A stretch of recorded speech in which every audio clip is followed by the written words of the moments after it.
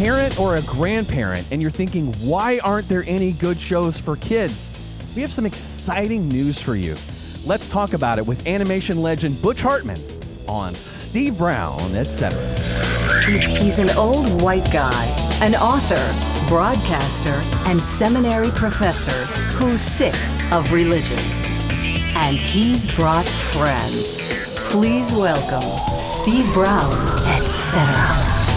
And this is Steve Brown, Etcetera, minus Dr. Brown. He is away this week. He shall return next week. Have no fear. I am your humble fill-in guest host, Matthew Porter. Thanks for hanging out with us. We have a fantastic show on tap for you today. Also away today is Dr. George Bingham, our president. A little under the weather. If you think about it, pray for him. He'll be back next week, I have no doubt. But somebody who is here is our producer, Jinx. He is in the little glass booth. I'm in here. And if you're watching the video, if you're watching on our YouTube channel, if you look at Jinx, you look deep into his eyes, you can just tell he's got a fire in his belly. And by fire, I mean burrito. I did this weekend. Yeah? Yeah. We stopped by Del Taco after going mini golfing. That's it. When you're down on I Drive, you got to do that because we don't have those here. Also here, you can't see him, but he is here. Our one-man IT department, John Myers, is in the tech bunker. John says he is not worried about artificial intelligence. He is just happy to encounter intelligence wherever he can find it. And I think I'm on board with that. Also here, Kathy Wyatt. She's the soft feminine side of our program. Kathy, we visited a Lutheran church this weekend. You did? I was guest there too. I was drumming, playing the drums for a friend of mine. No way. Yeah. And they let him on the altar. Well, getting a first invitation is never a problem. It's the second. It's the re-invite. Your people served my kids booze during communion. Indeed, they did. So I don't know if I missed the. How was nap time? They took a little nap on the trip home. So I don't know if you want to bring it up in a meeting or anything. I don't know what, but yeah. Did you not tell them before? I don't know. I didn't know. I took a sip. I was like, oh. This is the real deal. Oh. Jesus turned the water into wine, not grape juice, remember? Wow. We visited one, and my son said, I think the grape juice is bad. I grew up Baptist, and we're like, okay. It's like grape juice. No, it's not. The Baptists don't even have real grape juice in there. I know. If they drink the real stuff, they might start dancing. Okay, enough about the Lutherans. Enough. Let's get to the real thing here. Guys, one of our guests today is Butch Hartman. He's an animator, writer, director, producer, and voice actor. He's also the creative force behind numerous animated projects, including Danny Phantom, T.U.F.F. Puppy, and The Fairly OddParents, which ran an astounding 10 seasons on Nickelodeon. That's the third longest running animated series on that channel. He also owns his own production company, Billionfold Inc. He is the founder of Hartman House, which is a nonprofit that supports those in developing nations. More recently, Butch and his wife, Julieann, who is also joining us, thank you very much, they have branched out into faith-based entertainment with their new animated show called The Garden, now available on Pure Flix, Christian Cinema, and Yippee.tv. Butch and Julieann, thank you for joining us. It's great to be here. I guess we got the B crew. No one here. Oh, absolutely. People around. I got the reserves, which is great. This is second string. We thought you'd want to have some fun. This is definitely break glass in case of emergency. Looking forward to this. Yeah, we have the fun people here today. Being professional and polished is so boring. I told you these were the professionals. I told you. Oh my goodness. Yeah. It's great to be here, guys. Thank you so much. Absolutely. Well, so we're going to get into The Garden and soon. I want to hear all about what inspired that. But just to take one step back, a little pepper and a little backstory. How did you get into animation? Was this something from childhood? Did you grow up? Are you watching Banana Splits and HR Puffs? I don't know. What's the story here? Well, first of all, I love those references. It shows that you're as old as I am. Yeah. Banana Splits and Puff and Stuff. We're on in a magical era called the 70s. I don't know if anybody out there knows what the 70s were, but yeah, I grew up in the 1970s. We both grew up in the 1970s, where there was, if you can imagine a world, I know you all can, without internet or VCRs even. And when I grew up, I loved cartoons as a kid, and I remember drawing in school. And as a kindergartner, I would get attention from all the teachers because I could draw, and I thought this is a great way to get attention from adults. So I kind of, latched onto that. And I wanted to be an artist my whole life, but I'm from Michigan, and no one in Michigan knew how to, do animation as far as making it a living. So I kind of grew up not knowing really what I was going to do. And I found a school in California when I was 18 called Cal Arts, Yes. which was founded by Walt Disney. And I went there in 1983. They were one of the only character animation programs in the world at that time. And so I went there. And then from there, I was in California now. So I was able to make some connections and kind of stumbled into the animation industry. I wanted to work for Disney my whole life. I never have to this day, but I've always worked in TV. So I worked in TV, and then an opportunity came up in 1997 to pitch a show to Nickelodeon, and I did. And it was called The Fairly OddParents. So I pitched that, made about 8 or 9 short cartoons on my own, little 7-minute cartoons with made me and 2 other people. And then they focus tested it, which is a horrifying experience. If you've ever been through a focus test with kids in a room, they show your cartoon to a bunch of kids, and you're going, oh my God. Fortunately, this went really well. And then the show premiered in 2001 and ran for 18 years on Nickelodeon. Oh my goodness. Wow. We were just talking about that because when that aired, it was kind of just a bit after my, young kid TV cartoon watching, but just literally right before we started making people and making our own tribe. So, but it's a classic one. It's got energy, and we'll talk more about that. So, going back to the growing up stuff, I'm always interested in any kind of stylistic influences. I look back at what I watched when I was a little kid, and it was like Pee-wee's Playhouse, and I'm like, this is amazing, just high energy. And even as a kid, I'm going I think the art direction is doing a lot of the heavy lifting on this thing. What Right. Hanna-Barbera? What were some of the seminal influences there?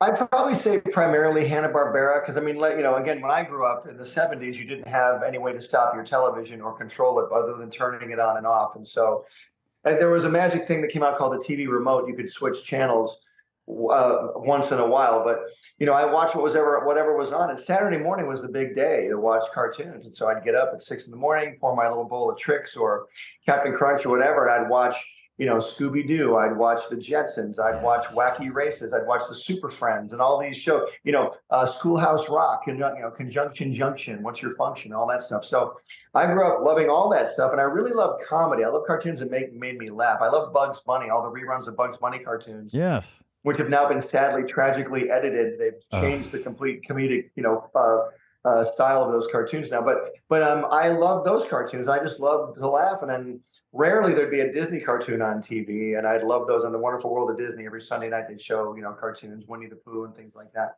So I was kind of a nerd when I grew up. I had pimples all over my face. I was 4'5", and I loved cartoons. So I didn't meet any women at all. I met no girls at any time. At that age. That's great. Parents, are you paying attention? Raise your kids to be a nerd. Right.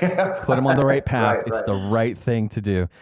I love all of those references There you you go, mentioned. exactly. Super Friends. Meanwhile, back at the Hall of Justice, I need to go find that stuff. Yeah, that was Ted Knight. That was actually Ted Knight from Mary Tyler Moore. He was the first. Was guy. that him? Oh my gosh. It was Ted Knight, yeah. Ooh. Mary Lou, meanwhile, at the Hall of Justice. That was him, yeah. Oh my goodness, Too Close for Comfort, right? That's him. Yeah, yes, another.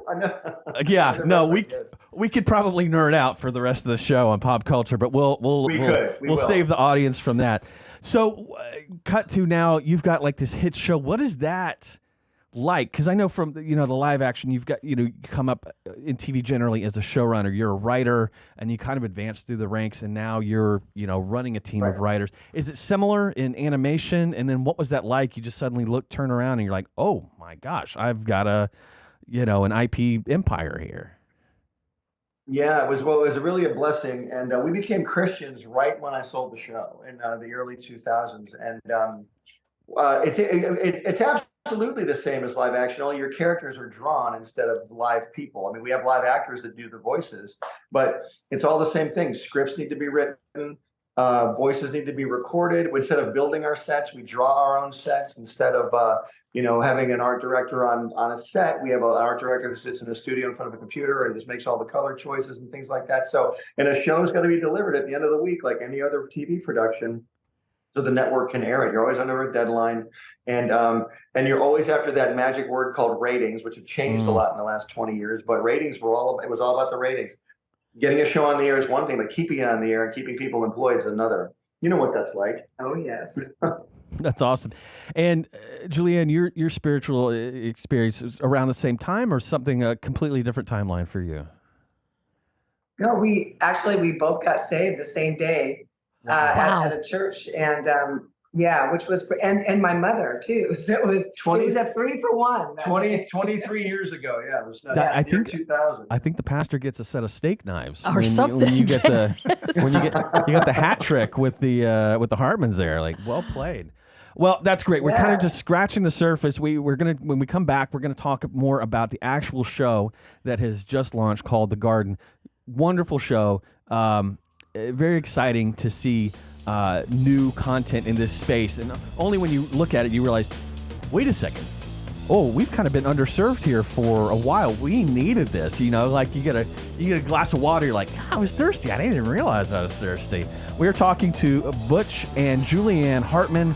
They are the creators behind The Garden, gardencartoon.com. You can check that out and find out what it is all about. We have just gotten started here. More good stuff ahead. We're going to be talking Jesus and gospel and animation and cartoon and pop culture and nerding out. See, we don't get this with Steve. No. Absolutely not. I remember Little Abner. Gasoline Alley. Stop, Steve. Stop. You're embarrassing us.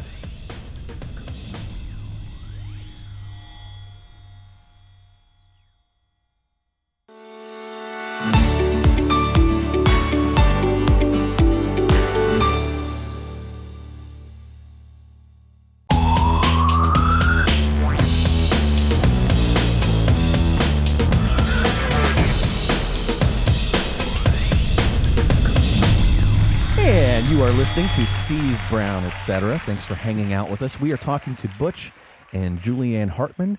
Their latest animated series is called The Garden, and it is streaming now on Pure Flix, Christian Cinema, and Yippee.tv. I don't know what Yippee.tv is, but it makes me smile when I say it, so I'm here for it, as the kids say. So we've teased it, but let's get down to the get down. You have this great new show called The Garden. Tell us a little bit about the premise and what the show's all about. Well, thank you for asking. Yeah, and by the way, Yippee TV is an app that's released by TBN. It's a kids app, and it's on your phone. It's a great app. It's like a great app. It really looks great. And so that is what that is. Anyway, okay, now The Garden is a show that I came up with in 2005, but I was at Nickelodeon at the time, making Fairly OddParents, making Danny Phantom, and really didn't have time to work on it. But I would noodle with it, in the background. But it's about a little lion named Lenny and a little lamb named Lucy. They live in a magic garden where anything can grow. You can grow plants, you can grow vegetables, you can grow ideas, you can grow thoughts, whatever you want to grow, it'll grow. And God comes down every day and talks to them, but he comes in the form of a rainbow. So we see a rainbow come down, and God just talks to them. They call him the boss. Hi, boss. So because they work for him. So they work in the garden, they trim the garden, all their. And so God will give them an assignment to do every day, and they'll usually try it. They won't get through it so well, so they got to learn through a scripture and an original song how to do their situation a little bit better. And it's really great for kids 3 to 8. That rhymed. Kids, it's great for kids 3 to 8. And so we really think that parents and grandparents are really going to love it because it teaches kids not only entertains them, which is our first goal, but our first goal is to teach the Bible. We want to do it in an entertaining way. Because when I was a kid, I had zero Bible teaching in my house. I didn't have any programming that anybody I knew watched. I had nothing growing up. And so I didn't even know who Jesus was till I got older, and still was very confused about it. We both were, the world doesn't do a lot it doesn't help you along in that way. So I thought if I could get the Bible into the hearts of kids at a very young age in a fun way, that would be a really cool thing to do. And Veggie Tales was kind of my guidepost. I said, Veggie Tales is great, but that's the only one out there that I really know about. There's some others, of course. I thought we really need to get another cartoon in this space. And so we came up with The Garden, started producing it. That's fantastic. Wow.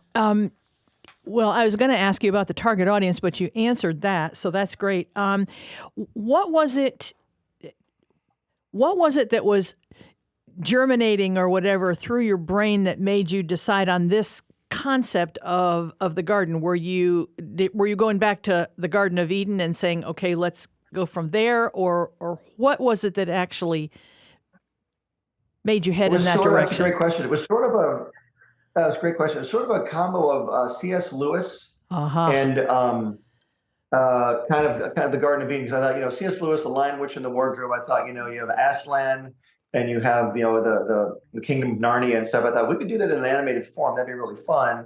So I love Lenny the Lion because he does represent Jesus as the lion, even though he's silly and bumbling and all this stuff. And then Lucy the Lamb represents, of course, the unblemished lamb. And we have a boy and a girl. And if you go, and since I've been in Hollywood for so long, I'm like, okay, we have boy appeal and girl appeal. Lucy's the girl, Lenny's the boy.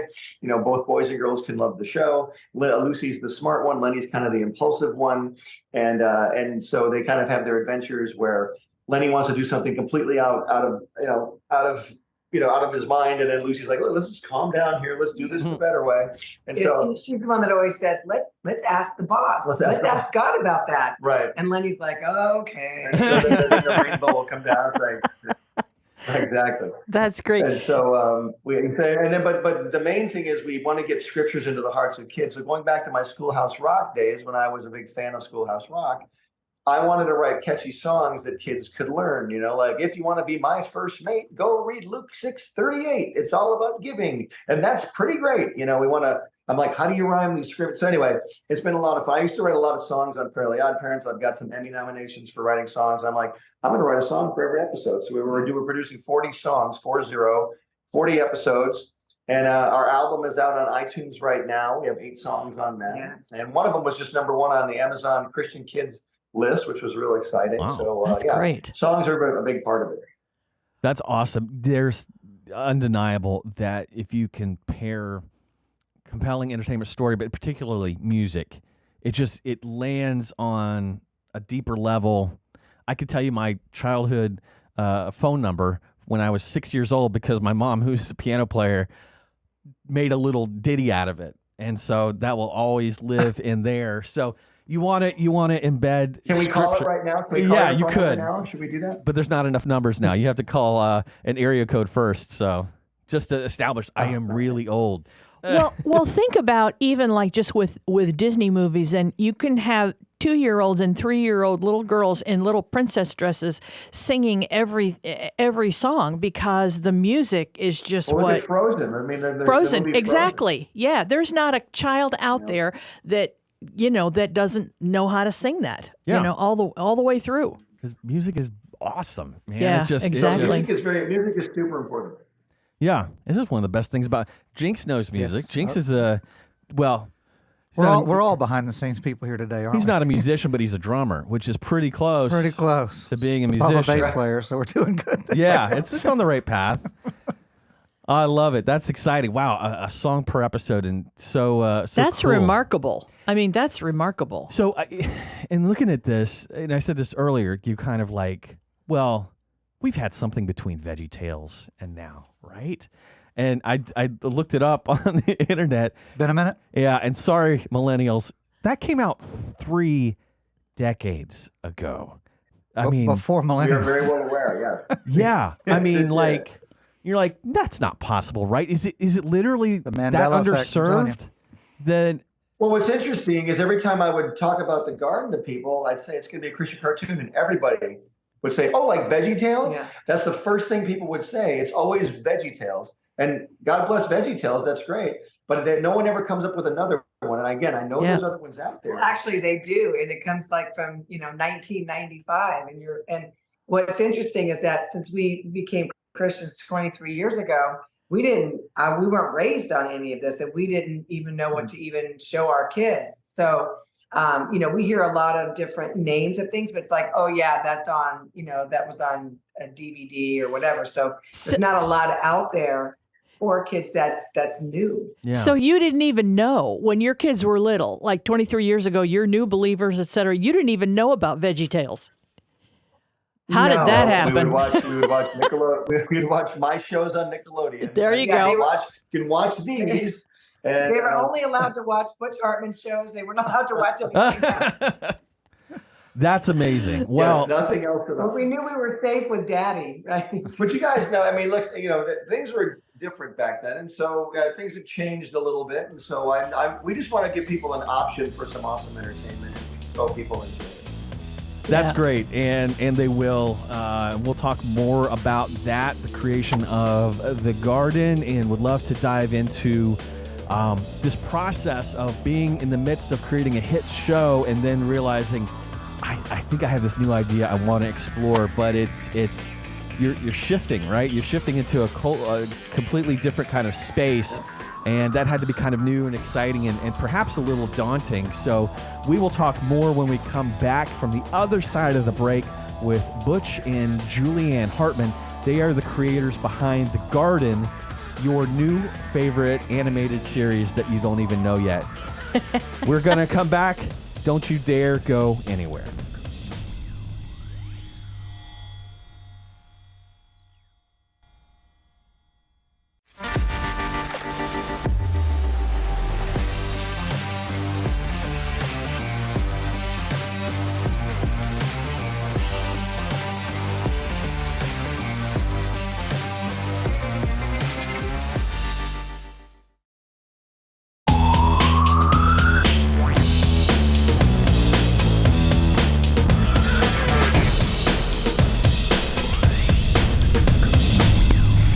You are listening to Steve Brown, Etcetera, and we are hanging out with the delightful Butch and Julieann Hartman.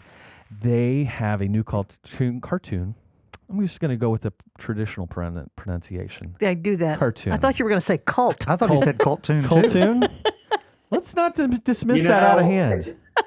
Let's see if we can make money on this. You weren't supposed to say cult. We had them. Oh, I've said too much. You've seen behind the curtains. You can find out more about the cartoon at gardencartoon.com and keep up with Butch's work at butchartman.com. There's just one H. Well played. butchartman.com and on Twitter there you go. at Real Hartman, which feels a little defensive. I don't know what's going on there. Actually, that Twitter's different now. It's Fairly OddFather. That's my new Twitter. Fairly Father. If that is real, he wins the internet. Slow clap. Love it.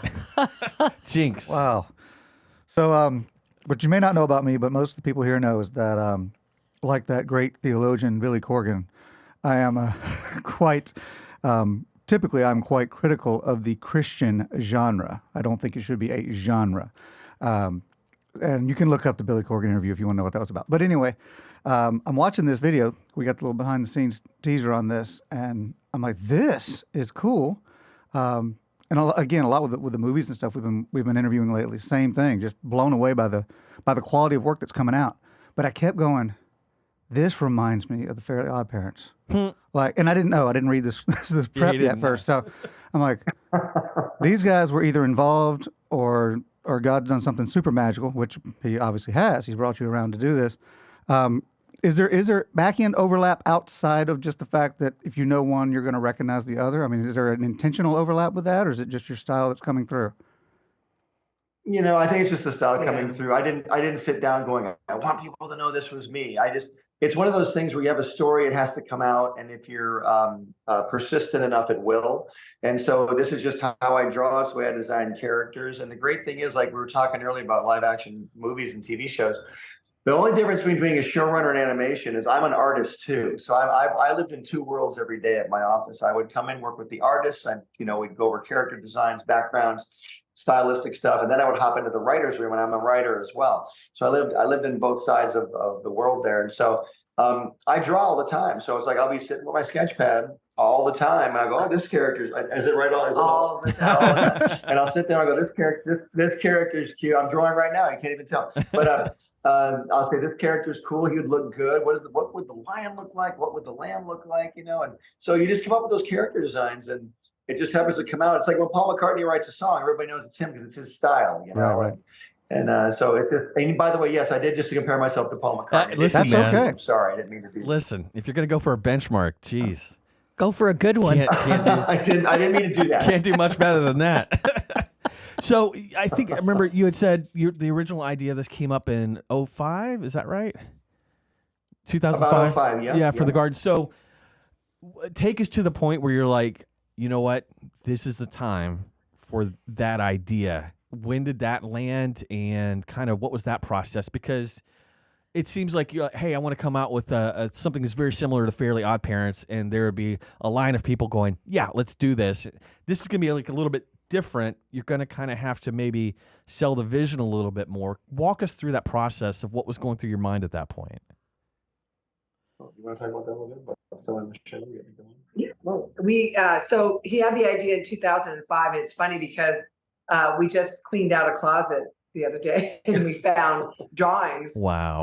From 2005, the original drawings. And in 2015, the Lord just told us to make 7 episodes. And no song was in these episodes, but just make them. And so this is when he was at Nickelodeon. And Yeah, I was still working Nickelodeon at the time. yeah, so we're like, okay. And so we made the 7 episodes. We had a great crew. And then after we were done, we're like, well, what do we do now? And the Lord just said, put them over here and wait.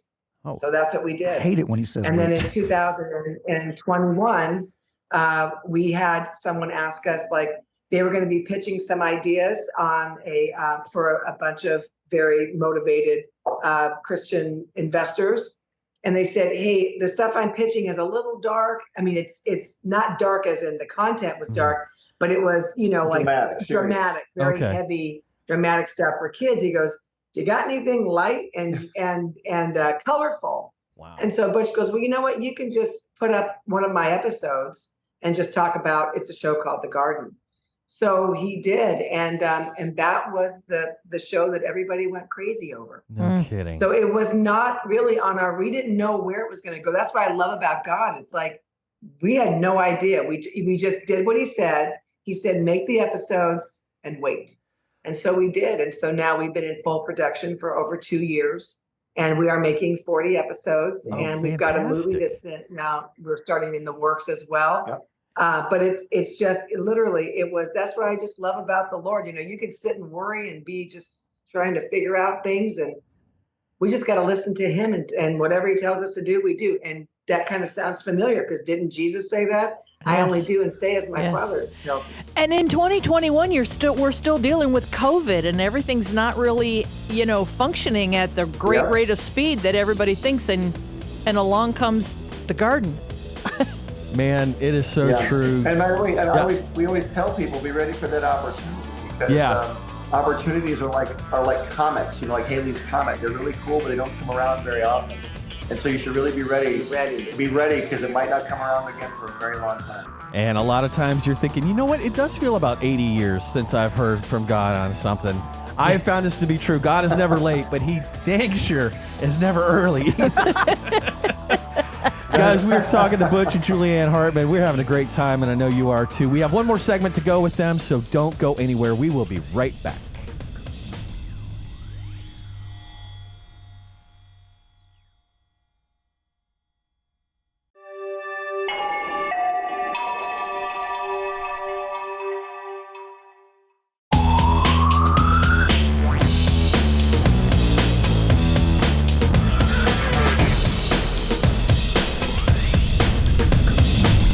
You are listening to Steve Brown, Etcetera. Thanks for hanging out with us. Hey, if you didn't know, you can watch this show as well on our Key Life YouTube channel. I don't want to brag. So of course not. We just passed a milestone of 7,500 subscribers. Woo-hoo!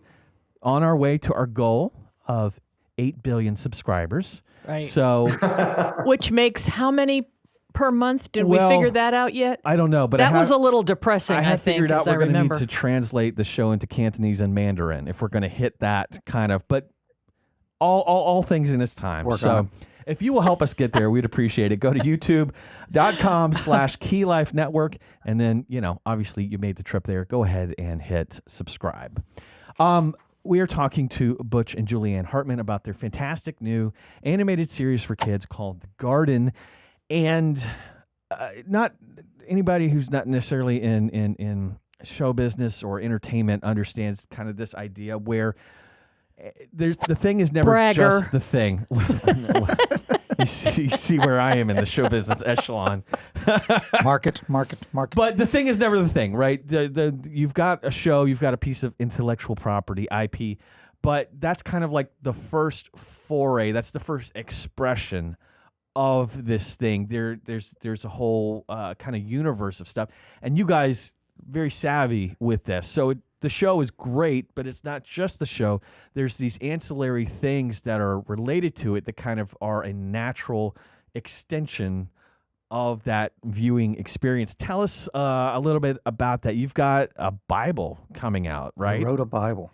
Yeah. That's very, very good. Yes, sir, we do. In fact, what's interesting, and you talk about the Lord's timing, this is called the Garden Children's Bible. And we partnered with Thomas Nelson Publishers before the cartoon even got started. I had the cartoon made, those 7 episodes we talked about. We hadn't really shown them to anybody. Yeah. We got a call from a young lady who worked at Thomas Nelson Publishers. She knew our daughters. We didn't ever meet her. And she said, I heard you're leaving Nickelodeon. We're looking for someone to do a children's Bible. Do you have any ideas? And I said, well, I've got this cartoon called The Garden. Can I show it to you? Showed it to them. They're like, we should make a Bible out of this. So right here we have the Garden Children's Bible. There it is. Which is now out on Amazon. It was #1 on Amazon last week when it came out. And it took me 2 years to illustrate this. I got all these cool drawings in here. Oh, wow. Look at that. And I put Lenny and Lucy, my characters, in the Bible, in famous Bible scenes. And so they sort of narrate right along with Jesus. They narrate the Bible, and kids and parents will love this. It'll take you, first of all, it's an International Children's Bible. That's the version that we're using. Okay. But I illustrated it with color and with black and white stuff, and it's just a blast. And it took, again, I was doing this right alongside the time I was making the cartoon, so they both came out at the same time. That's so exciting. That's and it is exciting. It's a blessing. Yeah, it's amazing. That's, when God's timing hits, it's unstoppable, right? It's just like, I don't have to strive. God put me where you want me to be, and then it just kind of, boy, that's so exciting. And you have and the great thing about it too, we talked about. Go ahead. Sorry. Oh man, go. You're the guest. I would say the great thing about it too is legacy. I mean, when we first talked to Thomas Nelson about this Bible, we get to leave a legacy for families now. Every kid who reads this Bible is going to see these illustrations and learn more about the Lord, and that's what meant the most to us. And the challenge with the Bible was, okay, I'm going to draw the 3 men in the burning fiery furnace with King Nebuchadnezzar. What do the 3 men look like? What does Nebuchadnezzar look like? What does the burning fiery furnace look like? You've got to draw all this stuff. So it really brought me a lot closer to the Lord, into the Bible, going, wow, what do these events and people look like? So that was a lot of fun. That's so neat, man. And then you guys have an app, and there's an event coming up online. Tell us more. Yeah, so Saturday, so because of this beautiful Bible, the Garden Children's Bible, we are doing our big launch party at the Museum of the Bible in D.C. I was just there April 1st. Yeah. 2 weeks ago. You were. It's amazing. Isn't it cool? It's beautiful. It's amazing. I would brace myself for some kind of, hokey, tourist trap. I'm like, no, come, this is stellar. This is world-class stuff. It is beautiful. Yeah, they did a really nice job. Wow. So we're doing the launch there, which obviously that makes total sense. But not only is this a launch for the Bible, but it's also a launch for our Garden app, which all of our episodes will live on. Mm-hmm. And that'll be, of course, on the App Store and on Google Play. So we've got iPhones and Androids covered. And so what the whole goal of this is to give parents something that they can give their children and feel safe about. For instance, you're driving down the street, your kids are, having discussions in the back. They're driving you a little crazy. So you hand back your phone and you say, hey, go on the Garden. Anything on the Garden you can watch, because I know that it's safe. Yeah. So we will have our episodes, we have songs, we have games. And Bible teaching. Yeah, we have Bible teaching. We have curriculum for each episode. So another thing that's really cool is that in our research of, talking about doing this as a show, we had so many grandparents say, I don't know how to relate to my grandchildren. I don't even know what to talk about. How do I teach them the Bible? How do I teach them? So we've put curriculum in on every show to where a parent, grandparent, a teacher, whatever it is, could sit with them and go line by line with this and talk about what they just watched and what was the scripture that went with it. and the lesson. And also we've got activities and snacks and everything that go with that particular episode. Well, we don't deliver snacks to you, but No. there's a snack, right? There's a snack idea. I just lost a little yeah. interest. That's a small We make group it very idea right easy there. for the parents and grandparents. That's really amazing. It can function as everyday entertainment, but very easily you could see how it would be in the context of Bible study or Sunday school kind of thing. You've built out the whole thing, so that's great. You know, it's funny. You get it. Yeah. Well, and it's so funny. There's some classic, I'm not naming names, but entertainment creating studios, and you don't realize it till it's not there. That idea of trust. I used to trust your stuff. I could send my kids to watch anything from you, and we're good. We're great. If you're in this little universe, it's good. Yeah. And for me personally, that trust is not there anymore. But this is one where you're like, go play in the garden. Literally go play in the garden. And it's good stuff. And we're going to keep it that way. No, absolutely. We're going to keep it that way because we want to be a name you can trust. And by the way, safe does not mean boring when it comes to the garden. The garden is very funny. It's very entertaining. Yeah. You know, we really strive hard to come up with great characters. It's not boring like, oh, this is the most boring. No, it's really funny. And we'll just help them out because we're Christians and we're nice people. No, this is really entertaining. Yeah. And it's something that is really needed right now in the world that we live in. Yes. So, not throwing rocks at anybody, but there's a Christian station in existence, and it says, we're safe for the little ears. And I'm like, that's great, but if you were a restaurant, I think what you'd be saying is, guys, all this food, non-toxic. And I'm like, yeah, no, that's not the appeal that you think it is. Yes, it is safe, but it's also entertaining. I think the Hippocratic oath for creators is first, do not bore. You know, first do not harm. That's one for doctors. It should be. But not everybody gets that. But you guys get it, and we sincerely appreciate it. We've been talking to Butch and Julieann Hartman. I don't know where the hour has gone, but so fun hanging out with you guys. Congratulations on the launch of this fantastic series and then everything else surrounding it. Guys, be sure to check it out. It's called The Garden, gardencartoon.com. It's on Pure Flix, Christian Cinema, and Yippee.tv. We have one more segment. It might be okay. I don't know. We'll see. We'll see on the other side.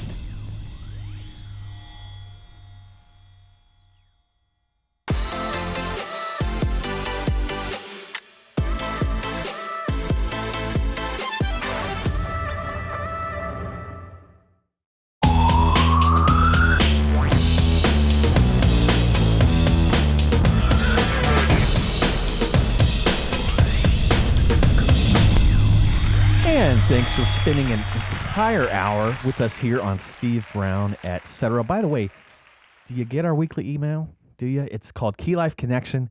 We send it out each and every week, usually on a Thursday, sometimes on a Wednesday, if we just change it up a little bit, but once a week, and we bring you the best articles, videos, and shows from Key Life. Drop them right in your inbox. While you're thinking about it, give it a try. Go to keylife.org/subscribe. What a great hour with Butch and Julieann Hartman. I probably didn't pay attention to the emails. I was like, oh, we're just going to talk to Butch. And then he brings his lovely wife along as well, which was great. And did you at least watch the video? I did watch the video. It's a good video. Great, 11 minutes. It's that kind of format where it's younger kids and it's 2 stories within a half-hour block.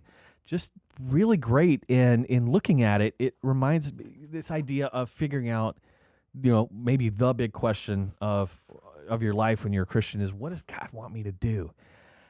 And it's a big question, and it's nuanced, and there's a lot of stuff involved of figuring that out. But sometimes maybe it's just as simple as seeing a need and going, hey, I could fill that need, and then just doing it and forgetting the odds that are associated with that. Wright brothers are making their bicycles, and they're looking at transportation, and you're like, I think we need to make a flying machine. Or Jonas Salk is doing whatever Jonas Salk is doing, and he looks at polio, and he's like, that disease needs fixing. Young David Shepherd out there looks at this giant guy named Goliath, and he's like, that guy needs killing. He sees a need, and he fills it. I can't wait to see them do the story about that one. Oh, man. I better get a writing credit on that Hoist one. up his gigantic melon head, and he's like, See this sword? You were holding this sword 5 minutes ago. Where's that Precious Moments figurine? I would buy that. I don't know. Only if Mike Rowe was selling it. I think there's just something to be said. Sometimes you need to ask, what would this look like if it were simple? So if you're trying to sort that out, I know I am constantly. See where there's a need, something that there's a need being unmet, where there's kind of an opportunity. Can you do that? Yeah? I don't know. Maybe try it. Doesn't work, do something else. But see a need, do something. Love it. Kathy, we have a need. Yes, to you have do. A guest next week when Dr. Brown comes back and returns. Who will our guest be? And I'm happy to say I filled that need. Yes. Bruce Hinmarsh is going to be with us. He has written a great book titled Amazing Grace, The Life of John Newton and the Surprising Story Behind His Song. And true confession, we actually already talked with him, and I learned an amazing truth that I'm not going to share with you. You have to listen. It was so cool. It's so good. You think hymn writers are just sitting around there in clouds. This dude had some gritty stuff. And you got to tune in for that. And we will do it next week, same time, same place. Hope you will join us. Until that time, remember, be safe, stay dangerous.